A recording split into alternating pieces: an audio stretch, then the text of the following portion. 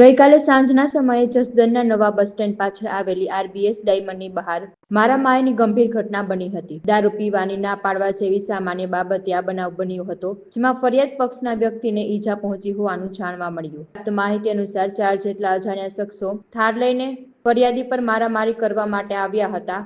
આ મારામારીની સમગ્ર ઘટના નજીકના લાગેલા સીસીટીવી કેમેરામાં કેદ થઈ, જેના ફૂટેજ પણ પોલીસને સોંપવામાં આવ્યા. ફરિયાદી આરોપીઓને જાહેર સ્થળે દારૂ પીવાની ના પાડતા આ મારામારીનો બનાવ બન્યો હતો. આ ઘટનાની જાણ થતાં જસદણ પોલીસે તાત્કાલિક કાર્યવાહી હાથ ધરી અને મારામારી કરનાર આરોપીઓને ઝડપી પાડ્યા. પોલીસે કાયદાકીય પ્રક્રિયા ઉપરાંત એક અનોખી કાર્યવાહી કરી. પોલીસે આરોપીઓને ફરીથી મારામારીની જગ્યાએ લઈ ગઈ હતી અને જાહેરમાં તેમનું રિકન્સ્ટ્રક્શન કરાવ્યું હતું. પોલીસે આરોપીઓને ફરિયાદીની હાજરીમાં જ ઘટના સ્થળે માફી મંગાવવા માટે ફરજ પાડી હતી.